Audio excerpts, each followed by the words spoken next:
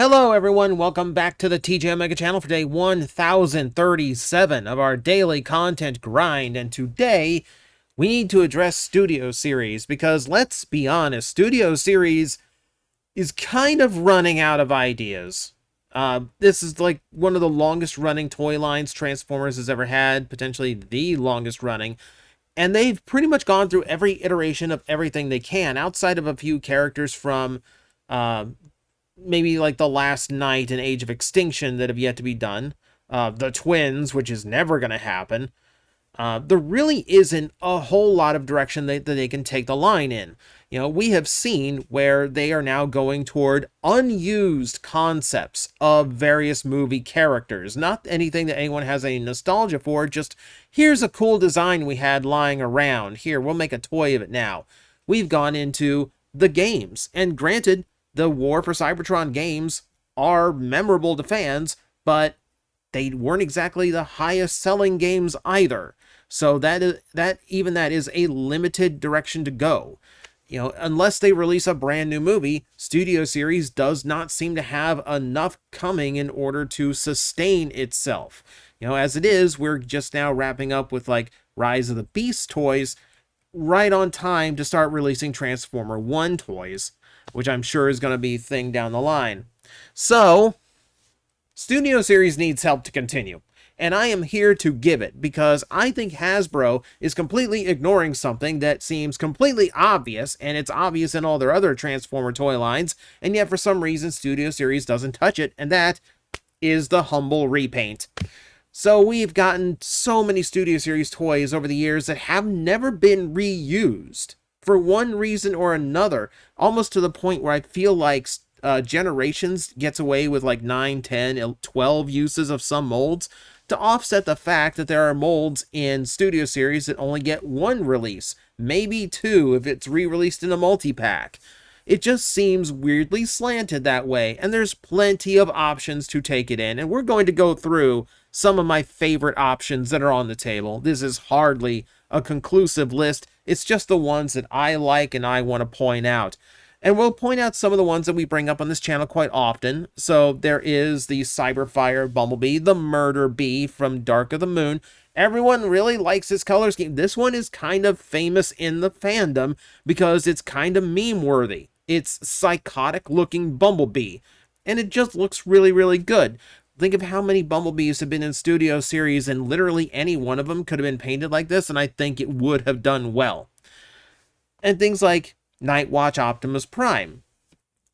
I championed this toy a while back, and I still champion this toy. I have since obtained this figure, by the way. I actually really miss the 07 style of big chunk solid figures. And yeah, it's a really, really nice looking color scheme that, again, they did a lot back in the day, especially in the 07 movie. That was their go-to repaint for Optimus Prime of every size class. And even into the next movie, they still did this as like, a kind of a stealthish color scheme. It's an easy one to bring back, and yet we still wait. Another one that I bring up quite often is the Desert Brawl color schemes, which, of course, redoing a military vehicle in desert camo, that's a shoo-in. That's an easy repaint to do. There's even precedent to do this for Blackout, because there's a Legends class version of Blackout that was done in desert brown. And again, it just looks pretty, you know? And this one in particular is great because it's so contrasting to the dark green Brawl usually is. It brings out a lot of different details and feels like a very different character, which is exactly what I think it needs to go for. And these are the repaints we talk about every so often on this channel because they resonate with me so much, right? But there are others, and there are different aspects of the movie repaints that we could go to, so we're going to do them in kind of batches, and that first batch is G1 Homage. They were huge on this, especially in the early run of the Transformer movies, when they knew they were trying to capitalize on the nostalgia that was coming in thanks to the live-action movies. So, okay, here's Jazz from the movie, but we've done him up in traditional Jazz colors, and guess what? it looks really nice in those colors. It does help that Jazz, form-wise, is actually fairly close to how the original Jazz looked, so it's not really interfering in any way. It still kind of strikes true to the original Jazz. It looks good on the mold. It just does. And I wouldn't mind seeing it on a mold that isn't as kind of jank and messy as the '07 version is. And again, that is one where there really haven't been many uses of that Jazz mold in Studio Series. This is ideal. Another ideal one, and here we go with a toy that was only used once, and I cannot fathom why, Grimlock. Studio Series Grimlock from the movie is a gigantic figure, and it's a very good figure. It's one of the few Studio Series movie toys I actually still own and intend to keep a hold of, because it's really, really good. And the one thing about it that I would really like is an alternate take on it, because it is so dark. You know, I would love that G1 color scheme on it, or something akin to it at least, to bring some new character and detail out in it. And G1 is not a bad direction to go. You know how many times they did G1 colors on those movie Dinobots. They were all over the place. The San Diego Comic-Con set did it. Takara did their own set, like a platinum set came out. That was like like they did it again, except now they all have new heads. There's plenty of material there. There's plenty of options there. Now, what about Devastator? You remember when they did the Legends Devastator, and then they did that, like the one box that was just all of them in green, and like that box was really popular, doing them in like traditional Constructicon colors. That's an easy shoe-in, because green Constructicons are always going to sell. And again, it's something that that particular toy needs, because it's just this, you know, because it brings a different vibe to the toy. To see that that gigantic hulking Devastator in actual like Constructicon colors, unified, so it doesn't look so broken up, there's an appeal to that. Not just the nostalgia, but just aesthetically. And they've gotten away with selling that toy. Like, they've sold that as a ridiculously expensive multi-pack. They could absolutely do it again if they were all in a unified lime green purple color scheme, and you know they could. You absolutely know they could. Let's see, what else can we dig through? Yeah, there's been plenty of the repaints of the Seekers, so we threw in Thundercracker just for the sake of including one of them. They've done a Ramjet as well. I think there's a Skywarp. It's a Seeker, right? But yet that movie Starscream doesn't do anything. Like, they did the Dark of the Moon. They did the Revenge of the Fallen version, which is just the same toy but tattooed. And then that was it. You know, and of course this would need a new head. That's kind of a thing. But, you know, we can work around that. We can work around that, right? There was some, like I could have thrown Ramjet in. Ramjet is a straight repaint from the original. Yeah, like there's just, it's a Seeker. It's a Seeker. They took advantage of it back in the original toy, but not now. It's weird to me. We also have Swerve that can be redone from any of the particular side swipes, or it could just be called Sideswipe, because there is actually another version of the original Sideswipe toy that is done in red, that does feature a new head, but Takara called it Sideswipe instead of Swerve. Even though I think the only difference between them is like a few minor paint details and metallic red instead of flat. But ultimately, they're basically the same toy, so you could get away with that. You know, you can make it Swerve or you can make it Sideswipe. Either or counts here. But again, a little bit of G1 nostalgia for you. Let's start skirting the line a little bit, because we're going to go into an area and another group that I call Toy Nostalgia, which means we in the fandom remember it very strongly because it was a more significant repaint, or just more memorable as one that we had as an alternative to some of these past figures. One we mentioned recently on the channel is Cliffjumper, who does manage to look very different from Bumblebee by being incredibly creepy in the head sculpt paint. It's still very haunting, but it's very distinct from Bumblebee, which is what you need. And again, for as many Bumblebees that are out there, this is an easy repaint. Just make it red. That's all you have to do. Make it red, and that black trim silver on the hood. That's all we ask for. That's all we ask for. There's movie Cliffjumper the way we originally knew him. Again, easy. They don't do it.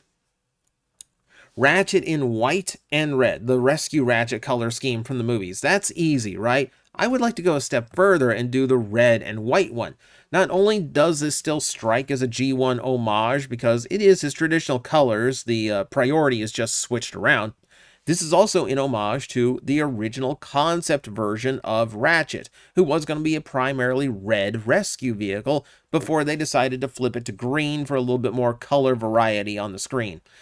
Okay, understandable. But that said, the original Ratchet design looks really cool. And this is again a situation where I wouldn't mind a new head to go along with it, just to complete the package in a way that the original toy couldn't. Another one that I really liked, the Nest Alliance Soundwave. Now again, this approaches more normal G1 colors because we've taken Soundwave and turned it blue. However, there is a lot of visual distinction. Red is not a traditional G1 Soundwave color, but I like how it mixes in with the black and the blue, you know? The only trick here is that we'd have to be using the new Satellite Soundwave mold, which is terrible. That is not a good toy. But I think small enough sacrifice, you could get away with it. And again, that's a mold that kind of needs it because the original run of that toy is extremely drab. That's a boring looking toy, right? So this would be the solution. This would actually make me a little bit more interested in the figure. Just a little bit, at least. Let's just get into just pure toy nostalgia now. Just color schemes that only existed in the toy line, but still stand out and I think have a place in a modern line. That starts with Jungle Bone Crusher. And again, I am going to show preference toward green, but I also like how this kind of mixes up his traditional tan colors with something a little bit suited that does still fit. And in vehicle mode, it still looks really, really good. Again, similar to like you can throw the desert camo onto any military vehicle and it's going to work. Same goes for ones that are already tan. Throw them in military green and it works. The fact that they've kind of left this kind of like more, you know, like dulled kind of dark yellow is a part of his colors. I like that. I like the mix here. This works for me a lot. I would love to see a Voyager class version, please. What about Recon Barricade? Barricade doesn't get many reuses despite how popular of a character that is. Here's another easy one because, yeah, again, being a very different type of color scheme, bringing in, you know, the light gray, the silver color, rather than all black, brings out a different side of the toy and brings out some details that go otherwise missed in his mostly black original color scheme. This is, again, just a way of showcasing the figure a little bit better than the original one could. You know, it's just more vibrant. It's just a more fun color scheme. Granted, the original is a classic. Variety is nice too, though, and I like this. I like just representing a different look of cop car rather than just like that black on, you know, with white paint. You know, like, you know, everyone's cop car in everyone's area is different, so it's nice to see a little variety.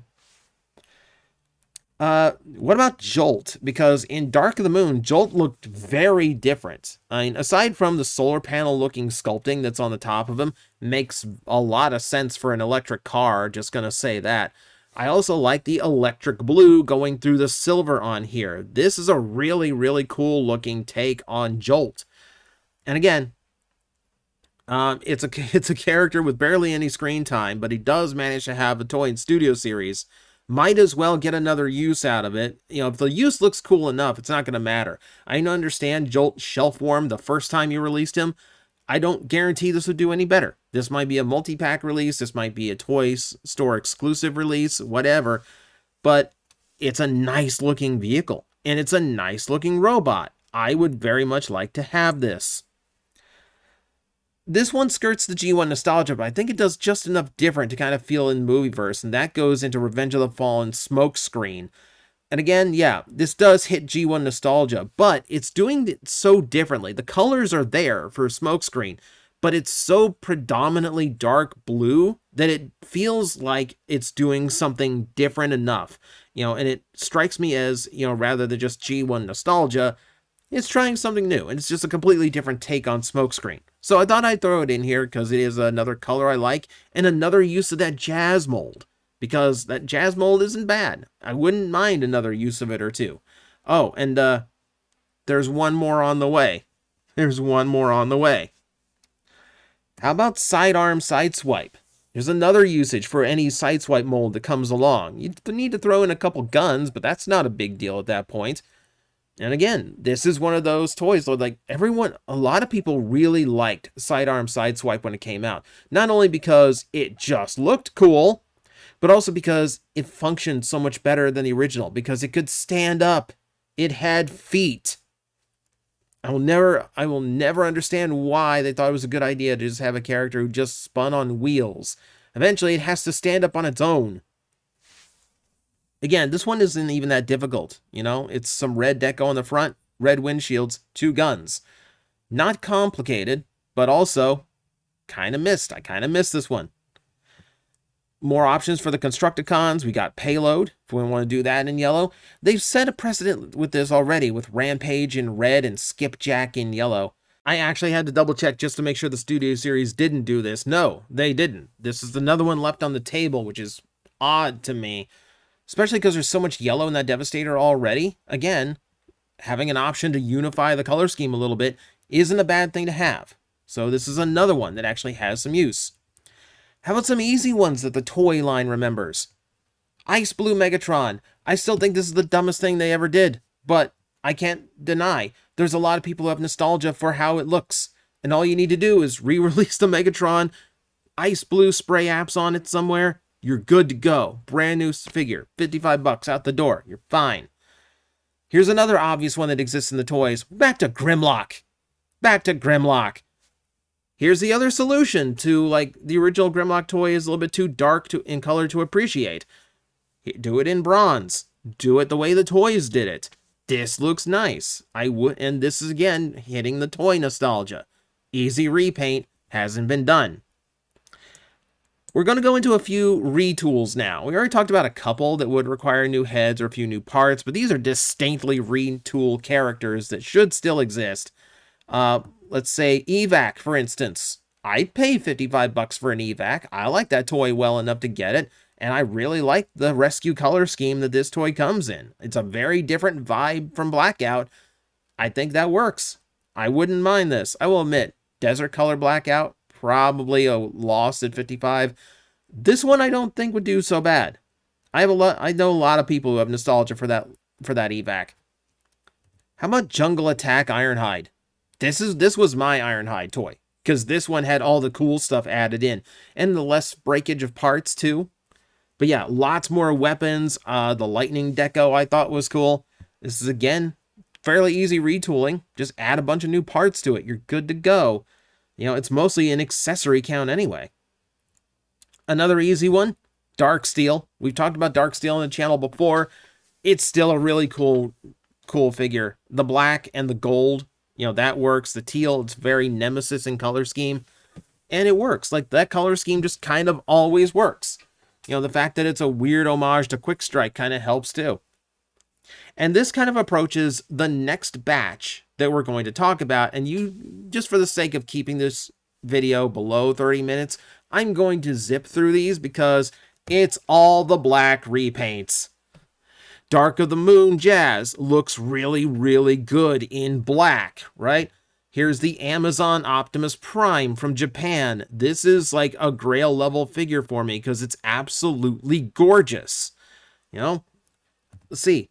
Here's Nemesis Grimlock. I have this toy. It's sick looking. Granted, doesn't do anything about the whole, like, oh, I want it in brighter colors so I can actually see the design. But it looks good. Shadow Command Megatron. Like, this just goes back to the first Studio Series Megatron that was the Revenge of the Fallen design. It's a lovely looking color scheme. It looks very wicked and evil. I like the intermix of the bronze and the silver. This is another easy one to do. Night Ops Ratchet. You're not going to go wrong with black with electric green running through it. This is another really cool Night Ops stealth kind of color scheme. eHobby's Soundwave looks absolutely demonic. in its black and red with gold highlights. This is another way that I would actually buy that stupid satellite again. Oh, but this isn't even the best one. Do you want one for the normal sound wave? The one from, Dark of the Moon? We got that too. This is movie trilogy, the one that never came out. At least I don't think it ever came out. And it's always looked gorgeous. I mean, even more so than just the normal black repaint with the red windshield. That's typical. There's just something about the way that it leaves the silver in there and treats it, especially in the head, that makes this thing look wicked. And we could do this with the current toy, and we haven't done it. Why haven't we done it? And I could leave it at that, but we're going to throw a few curveballs out there. A few that I don't think really fit into these ideas and into these little brackets here, but I think they warrant one more go because they just look that good or interesting. Nightblade's side swipe. Again, electric green on dark colors looks good. Gunmetal is a more interesting tone though. And yeah, this is one of the more gimmicky toys, so you can tell I dug a little bit to find some of these color schemes. How about Nebula Starscream? Remember the Kmart exclusive Nebula Starscream? I mean, it's the Revenge of the Fallen deco, but the way they've emphasized the internal details with the new colors and the green, like that teal, the metallic teal for the tattoos is striking. It looks so good. And this is so easy to throw onto one of the current Starscreams. That's easy. And then there's the one Starscream that I would love for them to do that I know they're never going to do. It should absolutely be some weird like San Diego Comic-Con exclusive, Pulse exclusive, something that's hard to get because that just kind of fits this. Who remembers this Starscream? So in order to get this Starscream, you had to buy a DVD recorder, specifically a Vardia, and this toy was included. The Vardia DVD recorder retailed for 100,000 yen, which today is like $50, but back then, that equaled to about $900. That makes this one of the most rare and expensive exclusives that you could ever buy. And guess what? The red and the gold, I kind of like. I kind of like the red and the gold, I'm not going to lie. This would be like the most random, obscure one to get, but it's absolutely possible. And because of such a weird historic note, like most expensive exclusive, I think this is deserved. I think you could absolutely do this one. So there you go, Hasbro. I've just helped double the length of Studio Series for you. We miss these. Like a lot of us grew up with the repaints of a lot of the figures you're producing, and a lot of us have nostalgia for those alternate color schemes. This is not a difficult decision. Just pepper one in per wave, and just it might be the one that's a dud. It might be the one that shelf warms, but you're still going to capture an audience, and you're gonna be able to flesh out Studio Series for a long time. I know it's not happening, but a collector can dream, right? So that's what I got for you today. Please, by all means, feel free to leave your favorite movie repaint that Studio Series has grossly ignored in favor of doing things like Gray Ratchet, Gray Bone Crusher, the exciting stuff. Let me know in the comments below, and as always, I will see you next time.